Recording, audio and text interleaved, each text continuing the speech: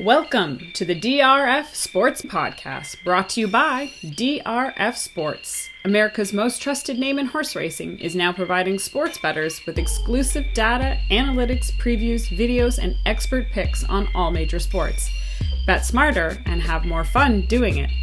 It's the DRF Sports Podcast, and now your host, Sheldon Alexander. Ready, set, bet. This is the DRF Sports Podcast, episode 82. Don't forget to like, follow, and subscribe wherever you get your podcasts. I'm your host, Sheldon Alexander, with a special reminder for all the people watching on YouTube. Don't forget to like and subscribe as well so that you never miss our expert betting insights. It's going to be really big for you, too, as the NBA Finals are now set. The Warriors and Celtics get ready to tip things off on Thursday, and we are ready here on the DRF Sports Pod. A 1-1 record against the spread coming off last pod as they wrapped up the conference finals, which were just incredible, but a 37-29 record against the spread for the play-in/playoffs, and a grand total of 49-33-1 record against the spread for my NBA picks given up on this pod. More on that in a sec, but first, hey Iowa, DRF Sportsbook is sending all parlays to the moon. Start cashing in with DRF Sportsbook's 22% profit boost for all MLB, NBA, or NHL parlays. The MLB season is here, and along with the NBA playoffs and the NHL Stanley Cup Playoffs, so it's time to celebrate, and we want to boost your profits. So head over to the DRF Sportsbook now and start betting. Must be physically present in Iowa to wager.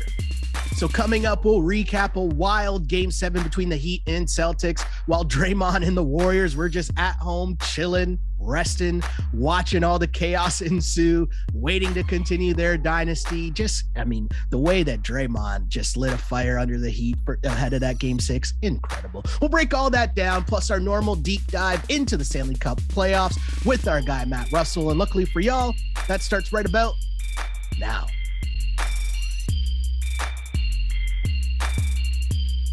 Well, it's beautiful, lovely Monday morning, and I can't lie, I'm probably only really up right now because I'm still on a high from last night's Game 7, a crazy, insane 196 victory from the Boston Celtics. I'm fired up.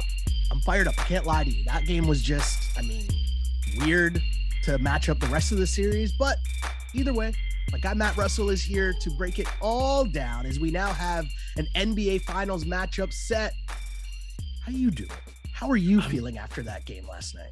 I'm good, man. The cynic in me would say the weird thing was that it was close, that it was entertaining in the fourth quarter, if I was to go that route.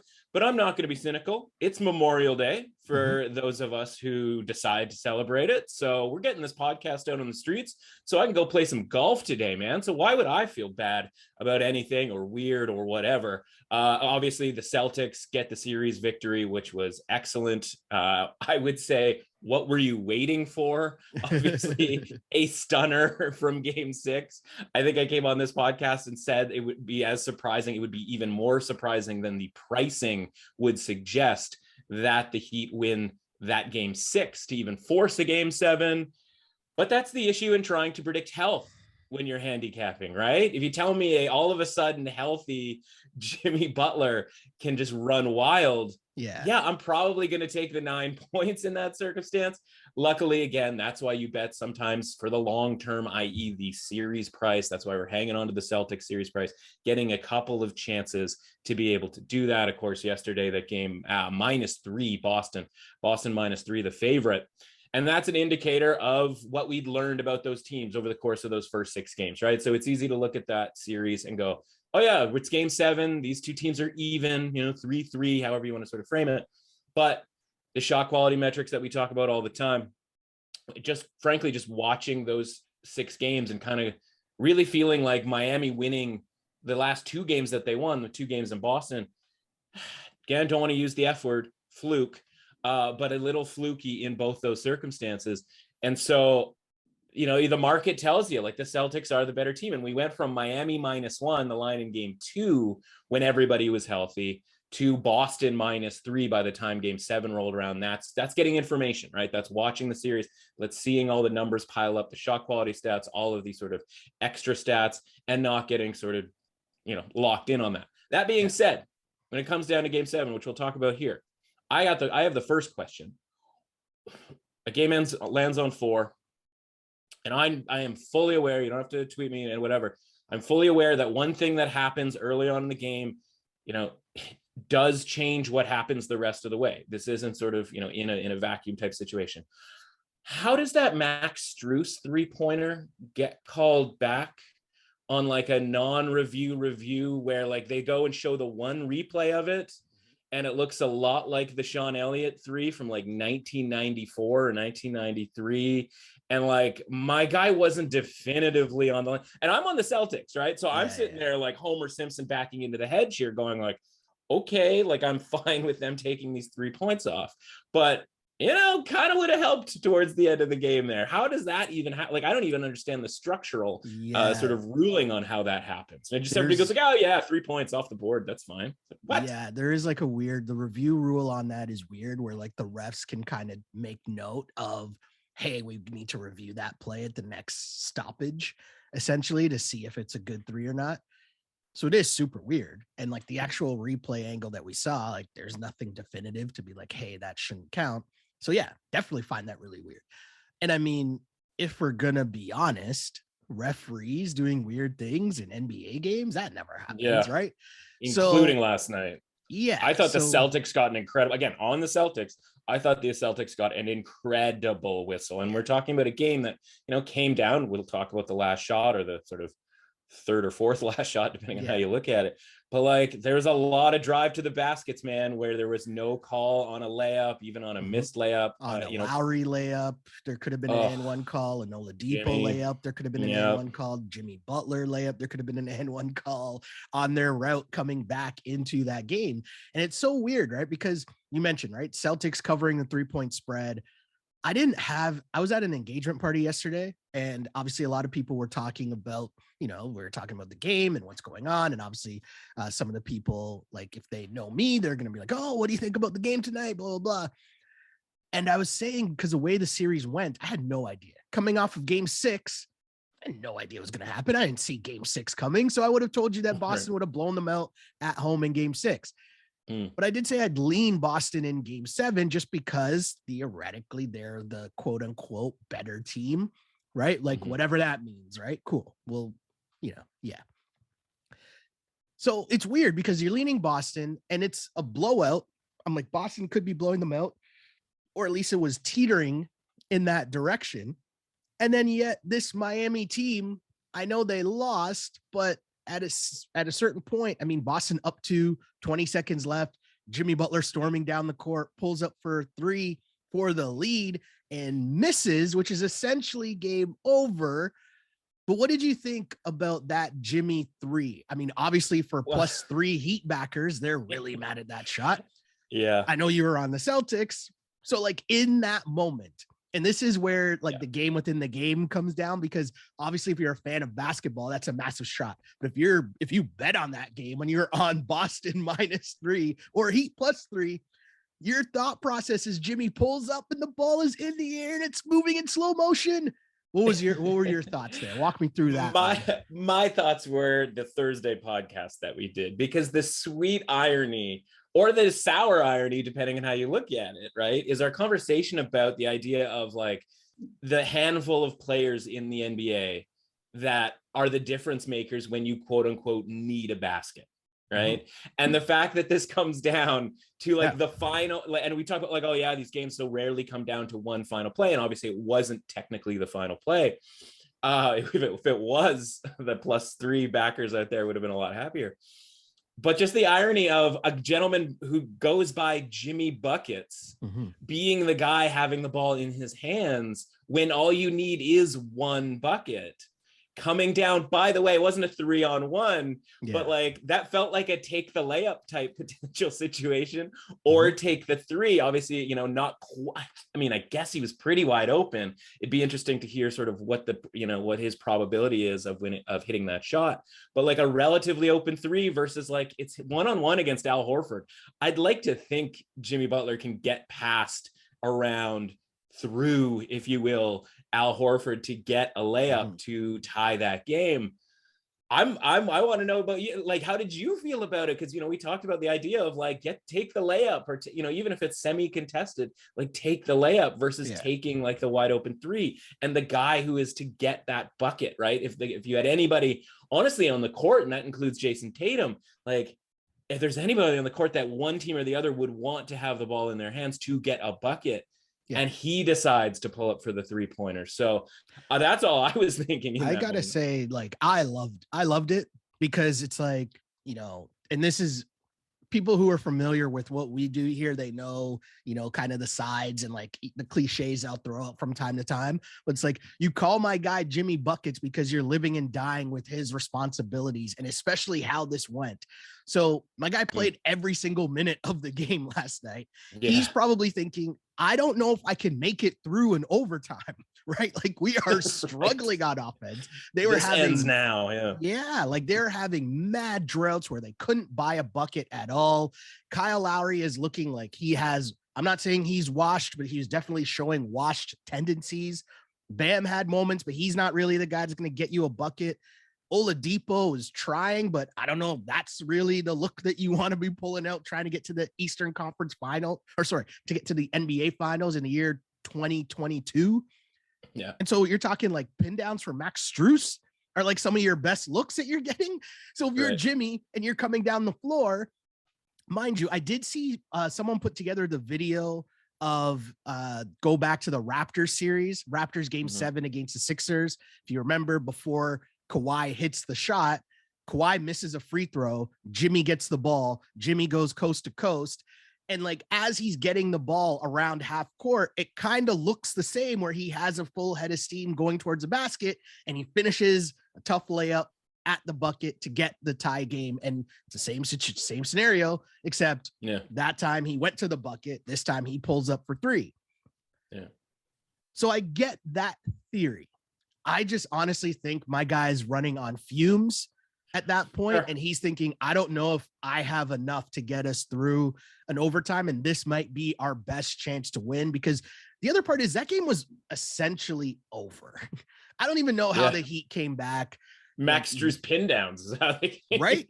And it's like, again, if that's what you're relying on, like, how many more of these threes can I rely on from Max Strus in OT? My legs are done. This might be, again, their best chance to win. And I'm cool living and dying with that Jimmy 3, because that same mentality is why you're in that position anyways. Because let's be honest, Miami in this series, call it what you want, whether it's fluke, whether it's whatever, Heat culture, big boost for Heat culture here, because somehow they dragged their way to a game 7 in really... Or just Butler dragging them, right? Like, that's what I would give that credit to, right? Just, you know, and it's just so, you know, he takes that shot. There's nobody that can look at him sideways for taking that shot, which I think is pretty awesome when you think about it, right? Yeah. Because there's a lot of ways where it's like, you know, if that's someone else, you're looking at him like Carlton Banks there, right? Where it's like, really? What are you doing? You could tie the game, right? Yeah. So I loved it. I mean, I just love, like, that's sports, you know, that's why we love sports. It comes down to that moment where, you know, if he hits that shot to win that game, not only is that loss then for the Celtics, assuming they went on to lose that game, that'd be one of the most epic collapses in like basketball history. Then when you add in the performance that my guy had in game 6, which, you know, from a gambling standpoint, I want to know how many people had the Heat in game 6 in Boston, coming off of the previous 2 games in which they looked absolutely atrocious. Yeah, dead. So just a superhero performance from Jimmy Butler.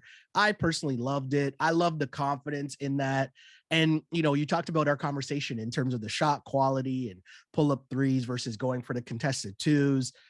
And that to me is where why I love sports, a human element of it all, right? Because like there's no stat to tell me how much legs Jimmy Butler has when he's taking that three, right, as opposed to, does he have enough legs to like drive through Al Horford? He just barely, the play before, or maybe it's a couple plays before, but he gets a tough layup at the basket and they show the replay and it looks like maybe he did get an off arm and kind of got away with it, but maybe they could have called it and one, but now you're relying on the refs, which is a sketchy place to be. Right? Worse. So I don't know. I loved it. That's why I love sports. I just love how it comes down to things like that. But something I want to ask you though, right? Because how we talk about, especially the NBA, it's about superstars. We're always trying to rank guys and who's a guy that you can back, who's a guy that you trust. And I know there's no moral victories, but I somehow think this was a win for Heat culture and Jimmy Butler. There's a lot of talk about the bubble being a fluke, right? Is Jimmy Butler really that guy? And again, here's a series where he almost dragged them to the NBA finals, which watching this, I know they're the number 1 seed. I know we talk about Heat culture and all that, but actually watching how this series played out, are you coming out of this saying like, no, Jimmy is a guy that he is a guy in this league that I'm willing to bet on come playoff time, because now I've seen it twice, even outside of the bubble. Yeah. And I think I was there before. I mean, when you and I talked about the idea of like the however many guys you want to put in the category, but I sort of said 5.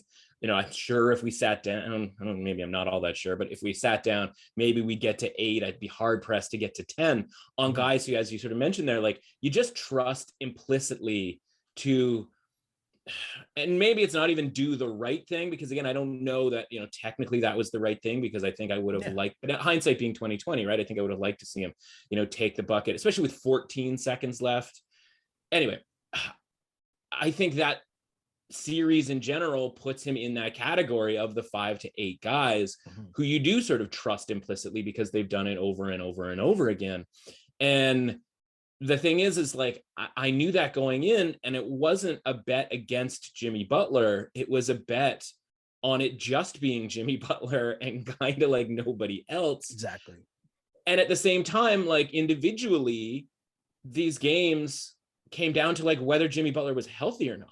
Like this is a guy who left in the second half of a game that wasn't, decided yet. I mean, no game is decided at halftime in the NBA by and large.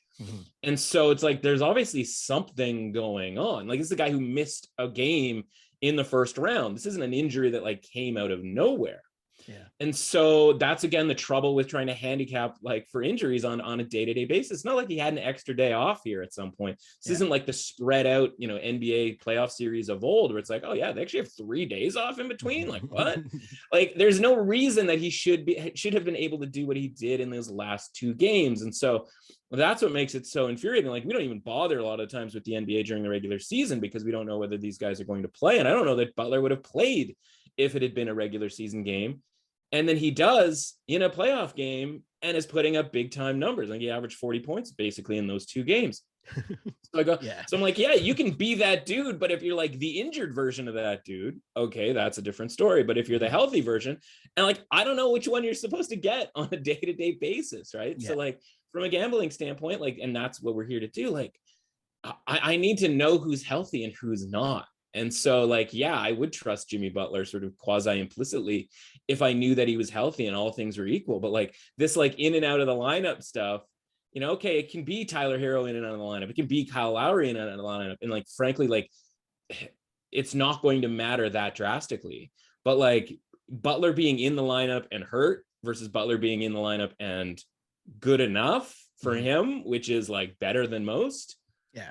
Like, what are we supposed to do with that? And you mentioned it, right? Like he misses the second half of a game, and then the next 2 games, he's kind of trying to go, but he's not really there. And the Heat just look like they're done. And then you come out in Boston, and we've talked about, again, bringing this to gambling. We talked about road teams being able to win in tough environments, and Boston definitely being one of those tough environments. And my guy's going in there, putting up 47, 9 and 8, like carrying the squad on his back, hitting the most ridiculous shots when you thought, hey, this series is probably over. And then he comes home, doesn't get to 40, but puts up a cool 35 and 9, right? And it's like, are you not entertained? You know, like what more do you want from my guy? So it's definitely an interesting thing where now you're going forward and looking at the Miami Heat as a team that, you know, if they make some tweaks, they could be another team that is there again as we go down the line.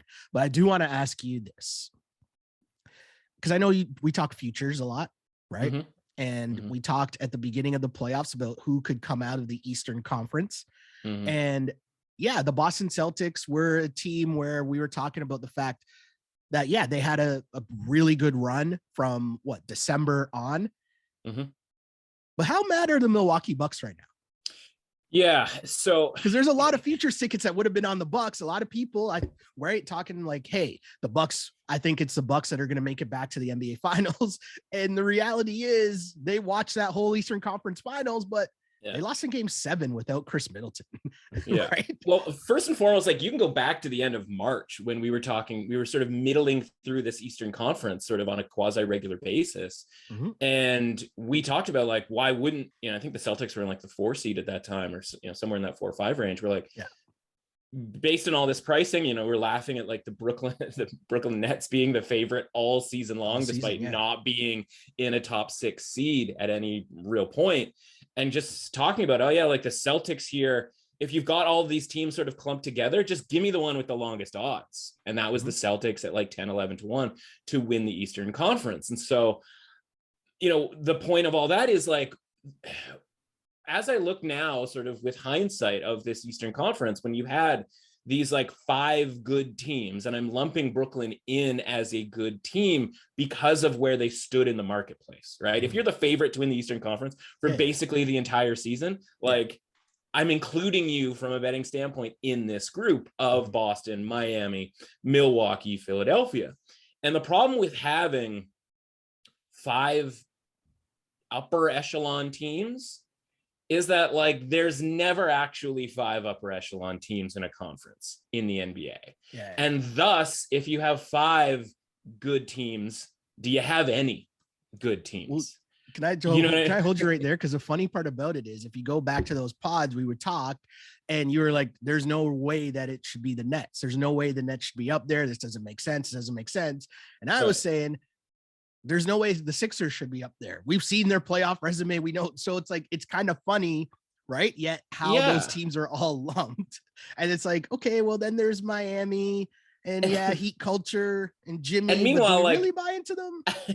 And I'm pouring over the 7-game series, just watching this on a day-to-day basis. And like, and maybe it's sort of rudimentary here, but like there was 5 road game victories in this series.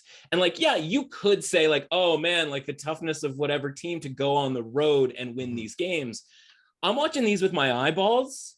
And like, I just look at it as both these teams kind of stink, like relative to like the echelon of the Eastern Conference. I'm like, you know what I mean? Like the good team takes care of business at home. The 9-point favorite that is, by and large, fully healthy in the Boston Celtics. I forgot they take care of that favorites. Game. Yeah, like was that favorites, yes. It felt that long ago. Yeah, and like you go like you take care of that game. Like the Golden State Warriors, for all of like my questions and concerns about that team, is like they did win those games. Like maybe they didn't necessarily quote unquote deserve to cover those games at home, but they won those games and they did so relatively comfortably that in the end, only a point spread of 7.5, 8 here, whatever, like only the point spread was ever in doubt. The actual result of the game in the last minute and a half was never in doubt. Meanwhile, you had Boston, again, a relatively big home court advantage, or at least as we perceive it, but that needs to be reevaluated, by the way. But is that because,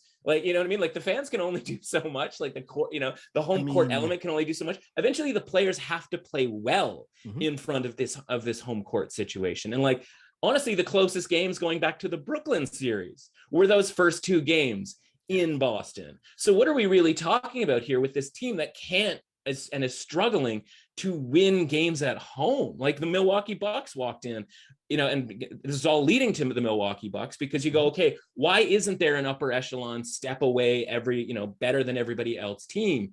And the answer is, honestly, like it was probably the Milwaukee Bucks, except Chris Middleton gets hurt. And you and I talked about, like, Chris Middleton's not going to be the guy who's going to be the difference between whether the Bucks cover a 9 or 10 point spread against the Bulls. But he is going to be the difference maker in a close series. He's going to be the difference in a pick'em type of game. Mm-hmm. And all we saw against Boston, as that series went 7 games without Middleton, is pick'em game after pick'em game after pick'em game, right? The market would adjust and it'd be like Milwaukee -2. Then it'd go to Boston and be like, I don't know, Boston -2. And like, it was we so talked about close. it at the time though, right? There were games where it's like, imagine if those open looks going to Grayson Allen were Chris Middleton, right? Like, it's just, you know, and that's not 10% less attention was to Giannis because Middleton was out there, or Holiday or something along those lines, or even any of those other guys, right? Like, maybe those shots get even more open. Like, obviously all of this stuff is sort of theoretical, but I just go, like, the one team out of these 5 that's ever proven anything by and large is Milwaukee. Now, I would give Miami some credit. I give them more credit for their bubble finals than I think most people do. Mm-hmm. But again, like, a lot of that is Jimmy Butler, and it was all Jimmy Butler basically leading them this far. But as far as like a full team, a championship caliber team, like, if Miami had won that game last night, I give them 0 chance to beat the Warriors. I don't give the Celtics particularly that much chance. And like, listen, we'll talk about bets and you know, all that sort of stuff about this series on Thursday.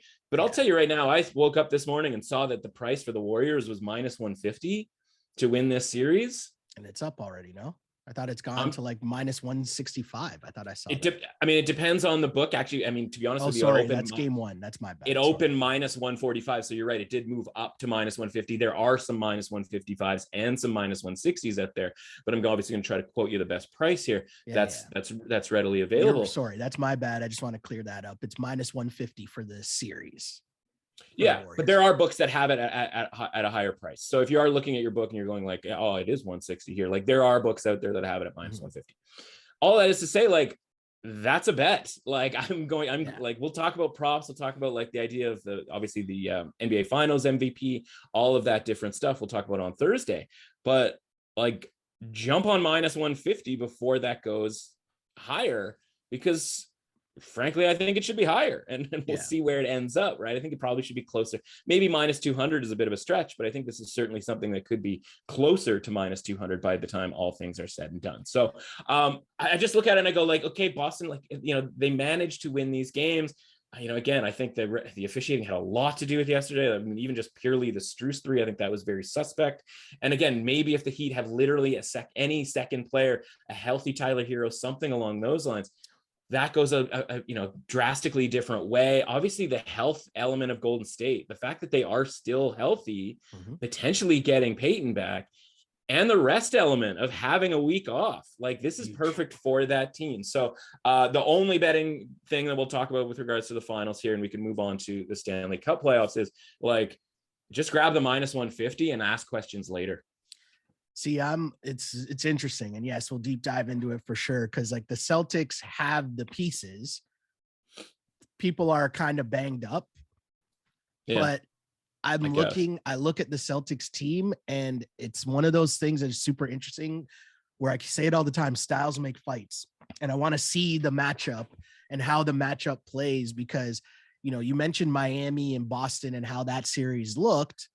And both these teams suck? And I think it's just a good matchup of 2 teams that play great defense. And that kind of made it more like of a mucking it up, kind of like tough goes, like, and even Jimmy's performance of putting up 40 pieces on that defense. You're just like, wait, what's going on right now? Right. And like, but I think that's my issue with the whole, like, this, like, great defense thing, right? Because everybody's got great defense while the other team's missing shots.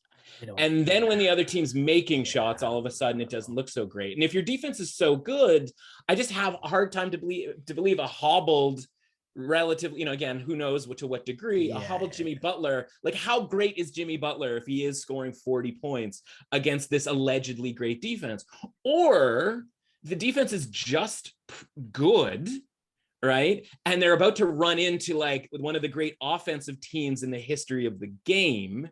And like, if Jimmy Butler by himself is going to give them this problem, I'm just finding it hard to believe that like, oh, this, like, they're going to just stymie the Warriors all of a sudden. And that's the only way I look at it from that. And like, this is the Warriors, right? And we talk about the upper echelon teams from the East, like, there were always just two in the West, right? It was always the Suns and the Warriors. Suns made the finals last year. Warriors obviously make the finals basically all the time when they have their full roster here. And so it's like, I know that the Warriors are a championship quality upper echelon team. Meanwhile, Boston is only sort of by default because Philly melted down. Brooklyn was never where, you know, what they needed / wanted to ever be. Milwaukee had the Middleton injury. And then like, honestly, again, the Heat were just banged up to the point where like Jimmy Butler almost did it by himself. And it's like, yeah, Boston was the only team left standing. And like, obviously having watched the Milwaukee series again without Middleton, and even going back to the Brooklyn series, again, those games, 3 out of the 4 of them were, you know, very close games. I just look and I go like, yeah, we might just think Boston's great because they like somebody had to come out of the East. One of those 5 teams had to come out of the East, and they were the one that had the least amount of flaws, which is enough to get you to an NBA finals, not that differently from when the Heat went there a couple of years ago.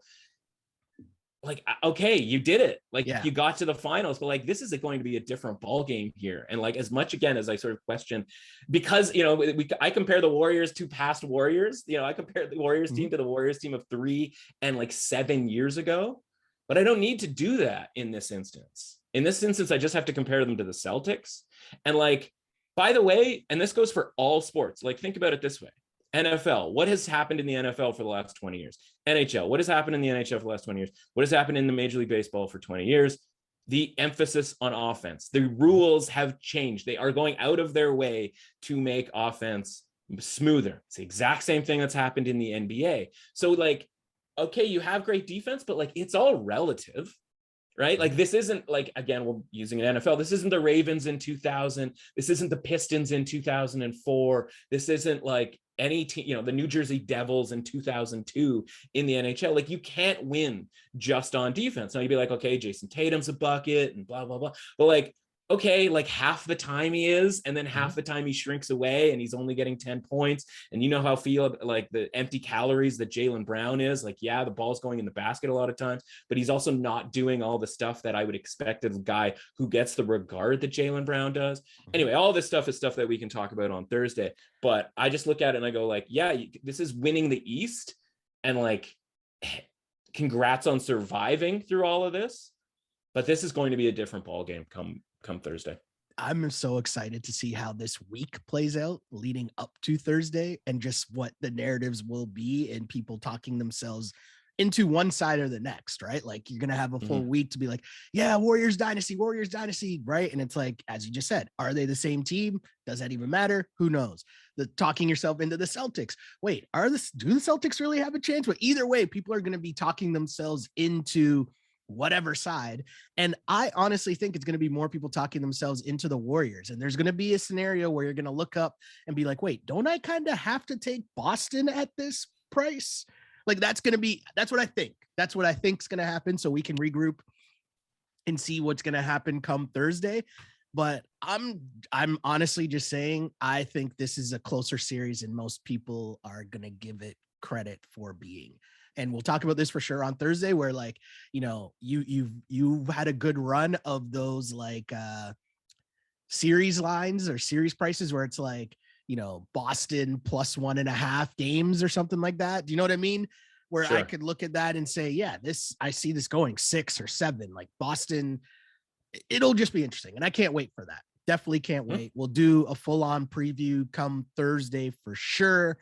And yeah, I mean, as much as people were complaining about a week ago about how terrible all these games were, holy crap, did the last 2 games of the NBA Eastern Conference Finals not just like, you know, make us forget a little bit of like blowout, because it's like, oh my God, close game, Jimmy Butler for the win. Like it's crazy. That's what we'll remember.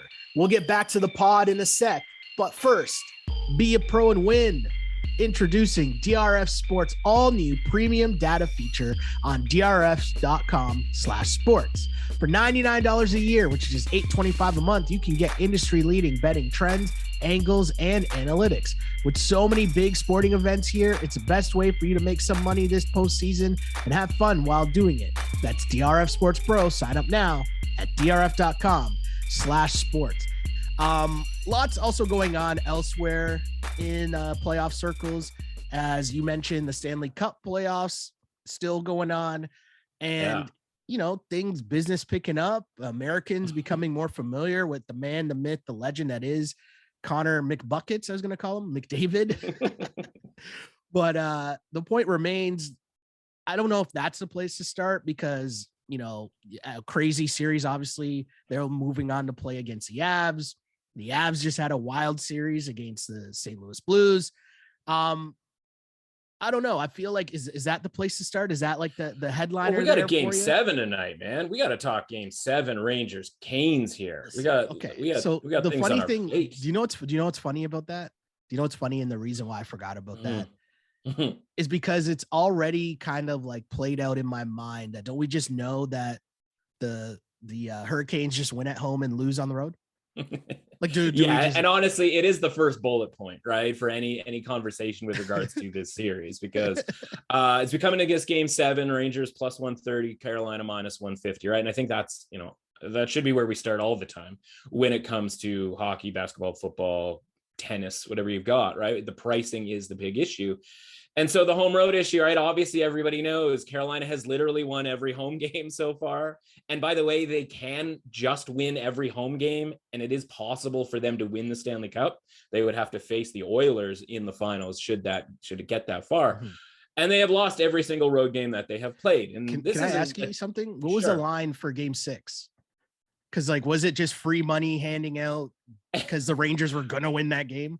Well, I mean, yeah. Well, in hindsight, it's. And I'm saying, no, it's what I'm saying. Yeah, no, the pricing it was a pick'em in the games in New York, and the pricing has by and large been about Carolina minus 150, right? Okay. And so, I mean, that's a great question because Carolina minus 150 implies about a 60% win probability.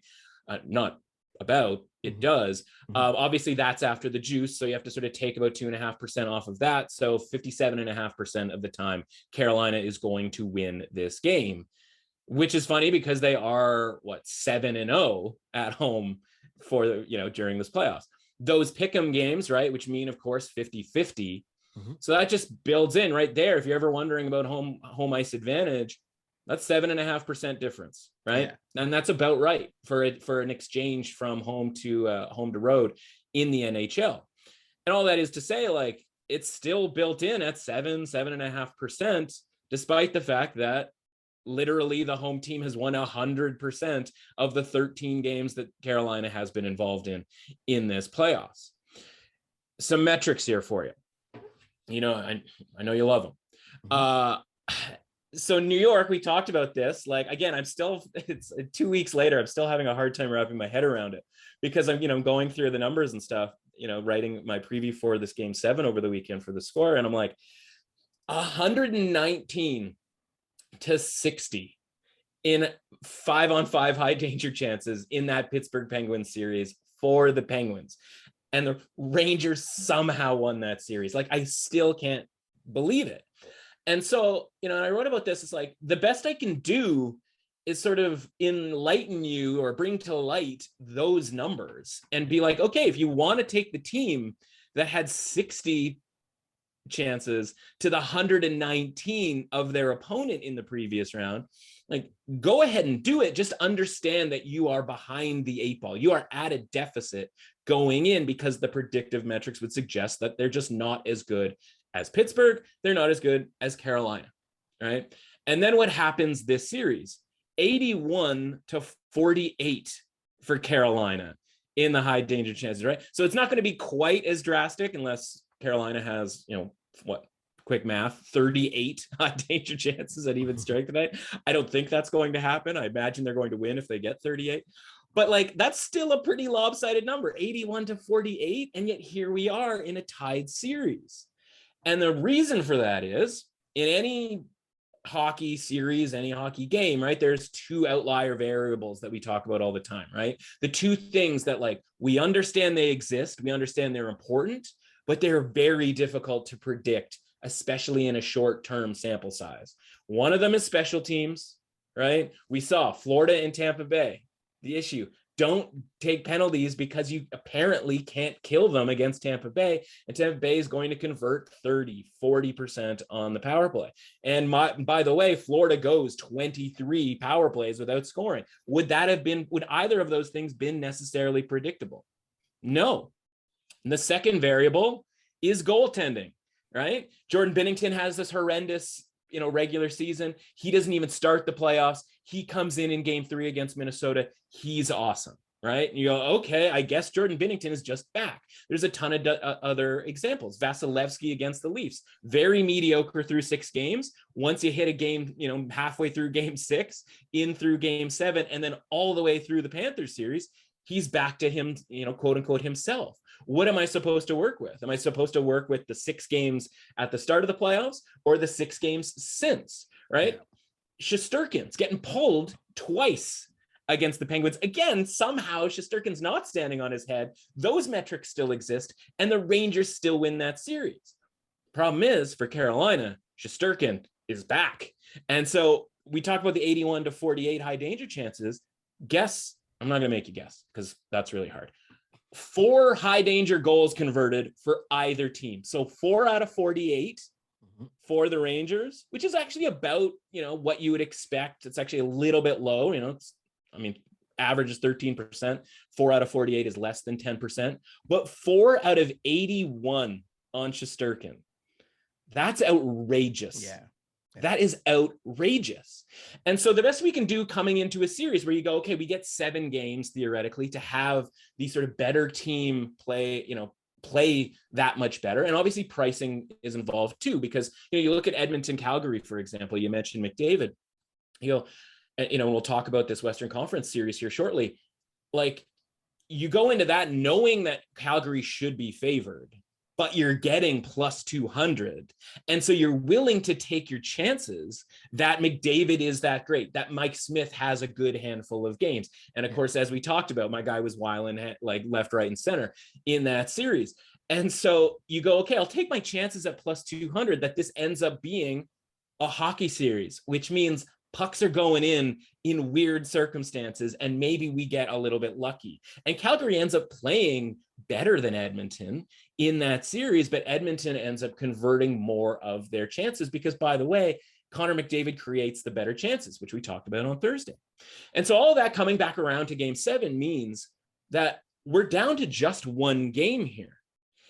And it means, as much as I know that Carolina, especially at home, is going to get more of those high danger chances, right? They're going to get more opportunities, so to speak, via breakaways, via whichever your favorite high danger chance is.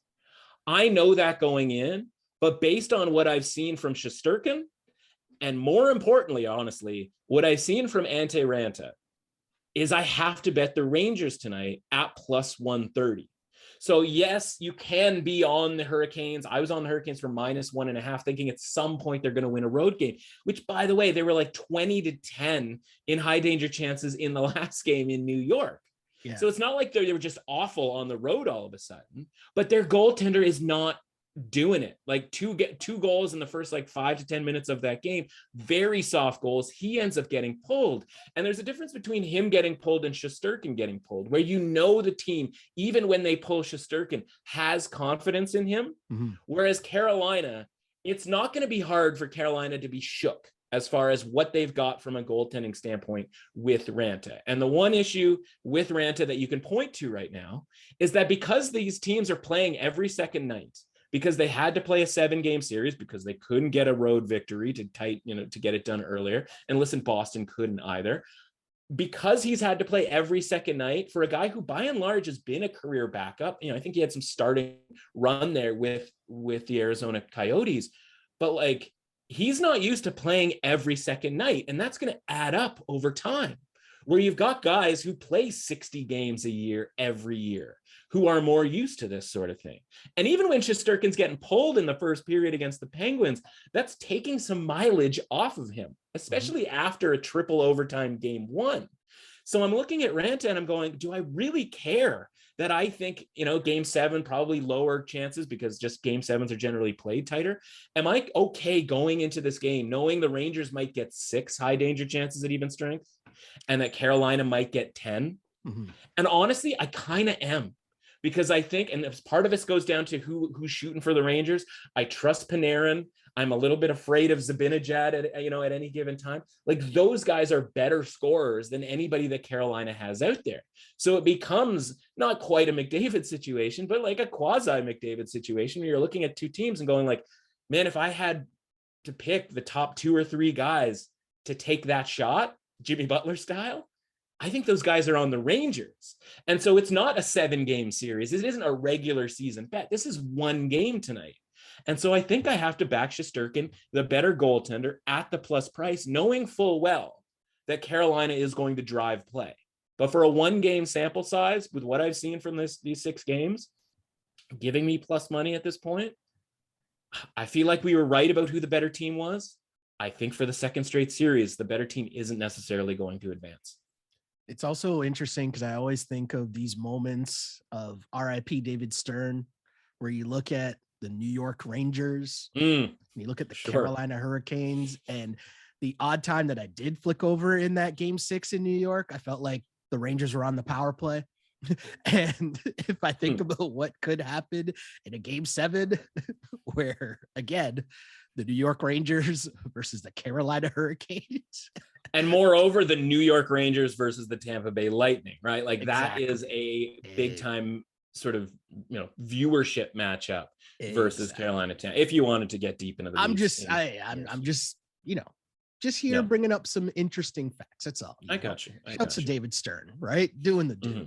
But yeah, Edmonton, Colorado, man. Like, yes, that is the headliner matchup that I feel like the Americans might not be, familiar with. Like, I don't know what the equivalent would be if it's like, Brady Rogers, meeting in the playoffs or something like that. Like, I don't know what the exact equivalent would be, but like, this is a big boy matchup, as I like to say. And, it's going to be, you're talking McKinnon, but it's not like Makar's not like, my guy puts in mega work too. Like, he might be the guy for Colorado. And of course, Kadri has become a topic of discussion during these playoffs as well.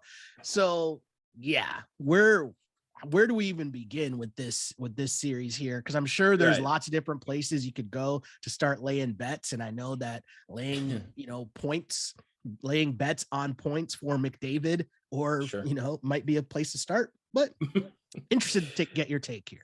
Yeah. So first and foremost, obviously, we get to pat ourselves on the back for being on Edmonton plus 1.5 on the series price and overall to win the series against Calgary. That was great. On the downside, the Avs score with 5 seconds left against St. Louis in game 6, a game that we had St. Louis plus 1.5 at plus 240. If you follow the stuff that I write over at the Score after they lost that first game, of course, we did win over 5.5, but there's been 2 games that have had hockey's version of the buzzer beater this postseason, and they have both gone against us. You'll recall the Tampa Bay, Florida game 2 fiasco of your guy, Mackenzie Weegar, following a player behind the net as if that was going to be a dangerous situation with 3 seconds left. But the point is like, those are toss-up games. You can throw overtimes in the mix there as well. But like, think about it this way, right? Buzzer beater type games, maybe in years past, maybe we have gotten those on our side. And those 2 games flipping and being against us, going up against our record in games that we bet on or had a stake in, even if it wasn't, sort of technically betting on the money line, that flips, in the case of the Blues, that potentially flips 2.5 units from being, down a unit to up 1.5 units if the Blues end up winning that game in overtime. Same thing, Tampa and Florida. And all of a sudden you go, okay, like that's a 5-unit difference on just 2 games. Like, this is the margins that we're talking about.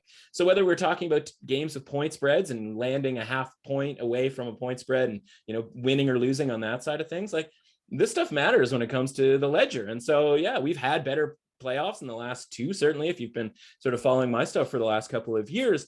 But like, yeah, sometimes it's because you just lose more overtime games than you win, or in this case, lose more game, or in this case, lose, buzzer beaters, or lose game 7s, like all of these sort of coin flip toss-up things that like literally we know could go either way, because we talk about things in terms of 57%, 54%, yada, yada, yada. So all of that is to say, like, okay, when we look at the pricing for this series, Edmonton plus 215, sort of the best price you can get on the Oilers to win the series. Colorado minus 240, I believe, is the shortest price you can get there. Game 1 plus 160 for Edmonton is the best price I've seen. Colorado minus 175 is about standard for them on the money line. And so I wrote about this over this past weekend. And the Avs are favored for all the reasons the hockey heads will tell you, right? Depth of the Avalanche, the puck movement that they are superior at, the better defense than, say, the Calgary Flames, for example. But obviously the question becomes by how much? How much should they be favored by? And that's always the issue. And what it comes down to for me is actually the fair prices. And it's very close. Like, these are appropriate prices for both teams. There is no value in the way that I looked at, Edmonton being like, I think Edmonton should be like plus 115 and they're plus 200. And that eventually went down to sort of plus 175, but was still obviously valuable. For this, my numbers come out to about these numbers. And so I look at it and I just go, okay, who is it more fair towards? And it's actually more fair towards the Avalanche, which is pretty rare, right? We don't often get the favorite being a pretty fair price, especially in hockey. But Shell, I am going to ask you this question. Why do you think that the Avs are getting a fair price right now as a favorite? Why do you think this rare circumstance is happening? I think the wild card factor of playing against the best player in the world. Yes. Yeah. People want to bet on Connor McDavid. People want to bet on ipso facto. They want to bet on the Oilers. And so look at it this way, man. The Blues were plus 325 going into that series against Colorado. Now, I guess people are welcome to argue with me here, but I don't know that there's that much of a difference in strength between the Blues and the Oilers. Oilers obviously have Connor McDavid. The Blues are the deeper team. The Blues have more of a playoff pedigree.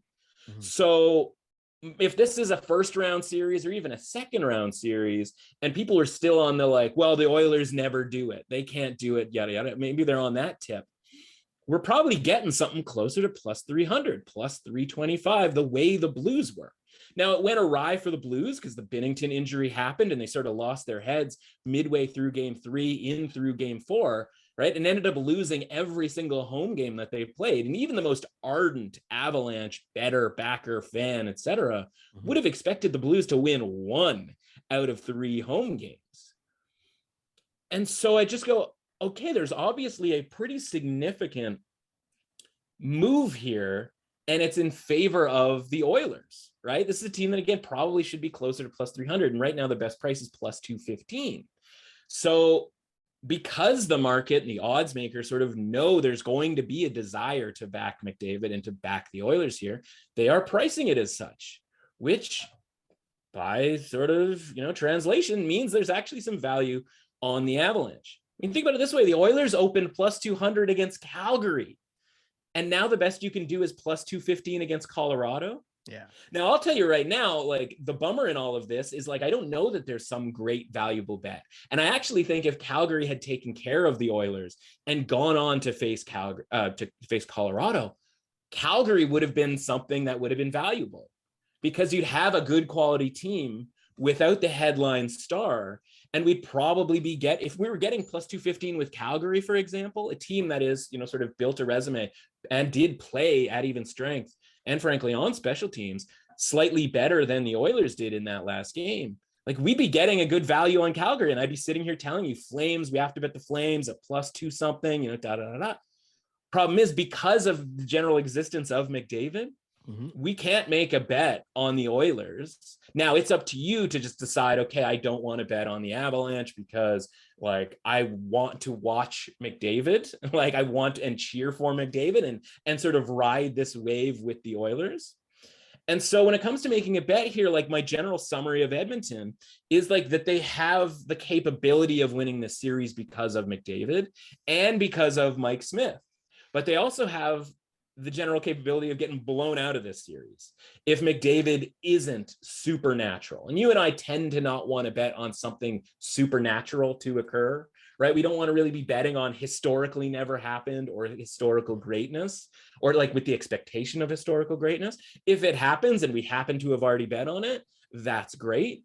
And that's what we've got here, because McDavid needs to be historically great. But how can we measure that up until this point, right? We talked about the high danger chance conversions and the idea of like, because McDavid's on the ice for these goals, like the chances are that much better than you should be getting in the playoffs. How do you measure that going forward, especially as the opponent gets tougher, right? They started with the Kings, sort of a mediocre team, then went to the Flames, like an above average, a quite above average team, and now to the Avs, basically a consensus. If anybody you ask anybody who sort of knows what they're talking about, like this is the best team, not only left in the Stanley Cup playoffs, but probably the best team going into the Stanley Cup playoffs. For all of the President's Trophy, awards that the Florida Panthers got, a fully healthy Colorado is that team. And then the other element is Mike Smith, right? A guy who can stand on his head or he can sit on his head.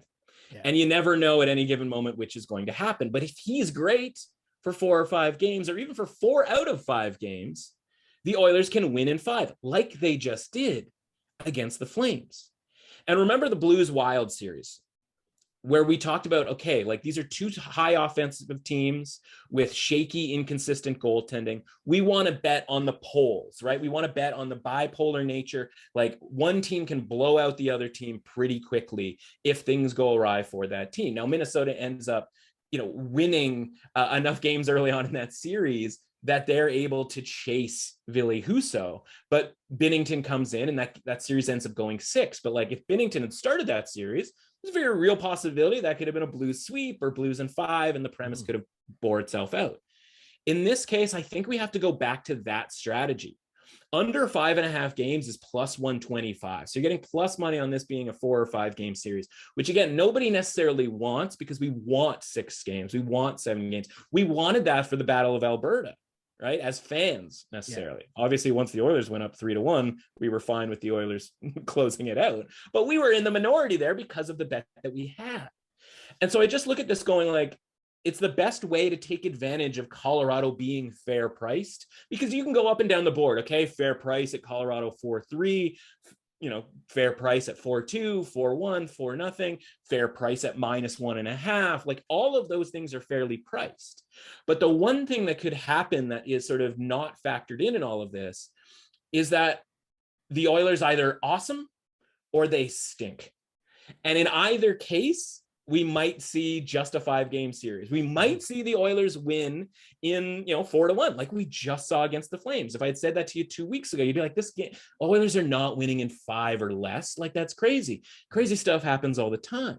But we're getting a fair price here on Colorado winning in less than 6 games. But we're also getting that other element of the Oilers being able to like have a historical run here and keep it going and all of that sort of thing. And you're also somewhat protected by injury.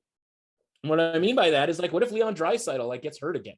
What if Nathan McKinnon gets hurt, right? Like that turns these things on its axis. Whereas like you need everybody at full strength for it to go 7 games. So there's a couple of like sort of hidden things here. And so right now, like that's my best bet, under 5.5 games for plus 125. It's just the best way to take advantage of not the mispricing, but the fair pricing on Colorado. And, Edmonton is this X factor, whereas Colorado is Y variable, right? Like it's a thing that's like stays stagnant. Same thing with Calgary, right? They were the thing. You knew what to expect from Calgary. You didn't know what to expect from Edmonton.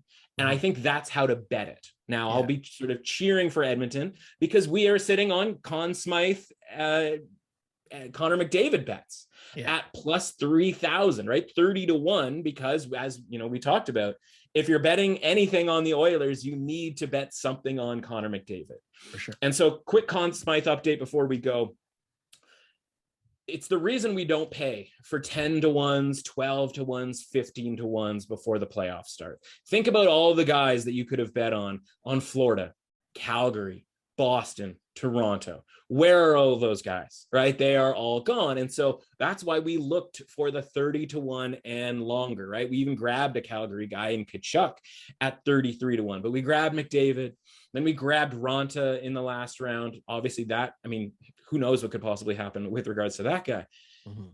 And now we've got McDavid. He's down to basically the same price as his team, as he should be. Frankly, he should be a little less because honestly, I think there's a possibility that he wins the Conn Smythe, even if they lose in the finals. But this whole market is actually really pretty clean right now, right? Because the only guy who can win it for Edmonton is McDavid. There's two guys for Colorado that can win it, Nathan MacKinnon and Cale Makar. The goaltending hasn't been good enough. The supporting guys have been, as a group, really good, but nobody has jumped out. You mentioned Nazem Kadri. That would be a wild situation if he somehow won the Conn Smythe, but I just don't think that's going to happen. Tampa Bay has basically two guys in Vasilevsky and Kucherov that can win it at this point. It's just going to come down to how offensive the Tampa Bay Lightning are in the next couple of weeks versus like whether Vasilevsky even needs to stand on his head to steal a series. And then of course the Rangers, it's going to be Shesterkin or nothing. And in fact, the Rangers are 13-1 right now, and Shesterkin's 18-1. He needs to be getting the McDavid treatment, right? Yeah. He needs that number needs to be tighter, if not the exact same. Now, you know, there's Panarin, there's Zibanejad, et cetera, right? Like all of those guys, I suppose, in theory, could win. But if they win the Stanley Cup, based on all these metrics that we've just talked about, it's got to be Shesterkin. And then the interesting one is Carolina. What if they do win this game tonight? Again, they're favored. It's very likely that they win. Ronta is the goaltender. He's a mess, but like he might get usurped by Frederik Andersen, but he doesn't seem ready yet. Can you give it to Frederik Andersen if Carolina wins the Stanley Cup playing this like highly defensive style? And Anderson only plays like a series and a half, something along those lines. So there really isn't anybody to touch on because like the top scorer has like 12 points at this point for Carolina. Like that's where it gets kind of chaos when it comes to what Carolina on the Conn Smythe Trophy, what could they possibly bring to the table? So the question becomes, is there a way where McDavid wins in a loss to Tampa Bay or Carolina? Now, if the Rangers win, I find it hard to believe that they wouldn't just take Shesterkin. But Carolina obviously doesn't have a ton of candidates. Like that would be the truest of team Stanley Cup victories. Mm-hmm. Meanwhile, Tampa Bay, like, okay, Vasilevsky's already won one. Maybe Kucherov doesn't need to or doesn't put up massive amount of points. Maybe McDavid gets to the finals and he's got 50 points. It's not out of the realm of possibility. He's got 25, I think, right now through two series. My guy could have 50 points in a losing cause. And you're going to give it to a guy who has half the amount of points? Like, I think there's a very real possibility that all the Oilers need to do is win this series for McDavid at 30-1 that we have to win this Conn Smythe Trophy, which is something that I've talked about like for basically a year plus now, because I thought it was a possibility last year, even though they went on to get swept in the first round. So Tampa Bay, meanwhile, like keep in mind, this comes down to a vote. And so if half the people are voting for Vasilevsky and half the people are voting for Kucherov, and then there's this faction of people that have McDavid, maybe even it's just second place votes over and over and over again, like that could be the difference to him actually winning this. And we'll talk about that a little bit more further. But the one guy that I would add at this point is from the Colorado Avalanche. And these MacKinnon, Makar, they were both 10-12-1 before the playoffs started. Then they went down to about 4-5-1 before the Blues series. Now that Blues series was losable. They didn't. And how have the prices changed from before round two to now? They basically haven't. In fact, MacKinnon has moved up from about plus 400 to plus 300, plus 350 in some places. Some places he's available at plus 600. And that's basically because of one game. He had the hat trick, right? The amazing goal, blah, blah, in a game that they lost, by the way. Cale Makar has been the better player. He has been the more impactful player over the course of 2 weeks, or sorry, 2 series. Mm-hmm. And so we've got 2 series more to play here. Now, maybe MacKinnon pulls off more amazing work. Maybe he's just better over the next 2 weeks or 2 series than he has been up until this point. But right now, Makar is plus 450 and MacKinnon is plus 300. And with the exception of that one play, or one game, I should say, and by and large, that one play, Makar has been the better candidate for the Colorado Avalanche. So right now, and you can call it sort of, are we protecting the McDavid Conn Smythe, or are we just finding a way to back the favorite, a team that's plus 120 to win the Stanley Cup? Which would you rather have? Plus 120 to win the Stanley Cup, plus 300 on MacKinnon, who right now's biggest sort of claim to the award is a game 5 loss to the Blues, or Makar, who at any given moment could have a play just as spectacular as McKinnon had, and who has to deal with McDavid in the next round and is going to get credit for that in the same way that Victor Hedman got a ton of credit a couple of years ago when he won the Conn Smythe. So right now, adding to the portfolio, and as we get closer and closer and the odds tighten a little bit and get a little bit shorter and shorter, we want to invest a little bit more, right? Because we have that position on McDavid at 30-1. I'm grabbing a ton of Cale Makar, basically double my initial investment on McDavid. I'm taking that sort of unit, if you will, I'm making it 2 units on Makar at plus 450 on the Conn Smythe. So that way, either way, we've either got McDavid into the finals, very real chance to even win it without winning the Stanley Cup, or we have Makar into the finals where they will be heavily favored either against Tampa, Carolina, or New York. And at that point, maybe we have to add some McKinnon to sort of balance things out, but we'll also have 5, 6, 7 games to know, okay, has Makar separated himself back again to being the favorite on the Colorado Avalanche? And that's what we're going to get to see. So as long as we have those 2 guys in our portfolio, I think we'll be in pretty good shape here for a good bet come the Stanley Cup Finals.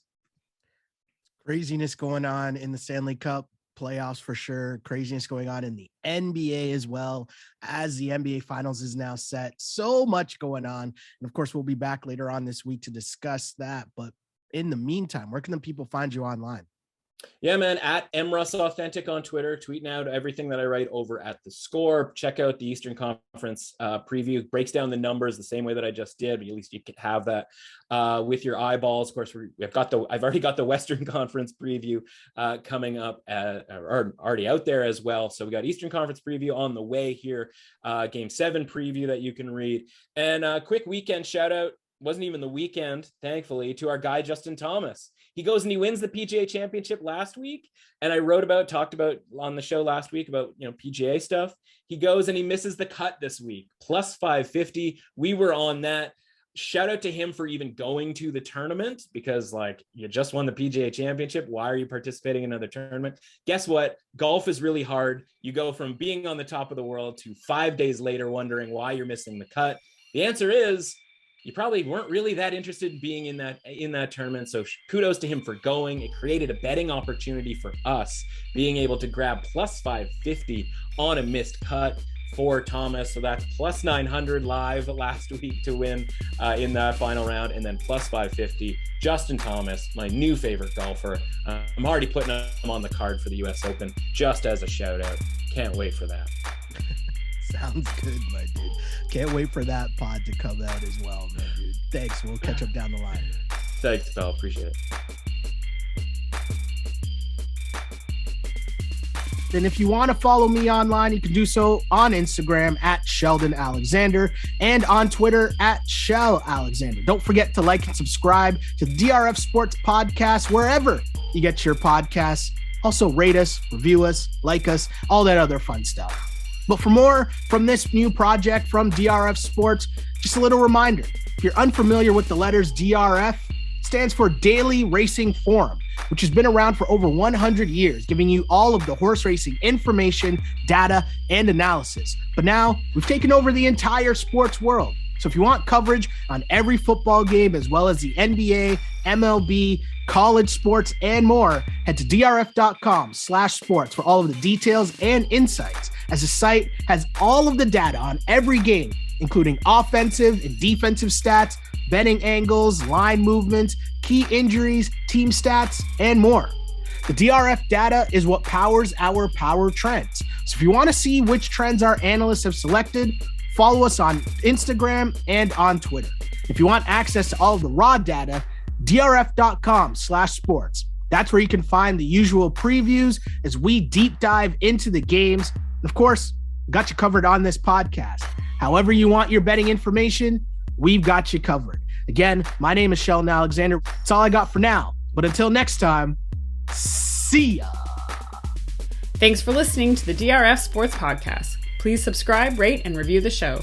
For more sports betting advice, go to drf.com/sports and follow on Twitter at DRF_sports.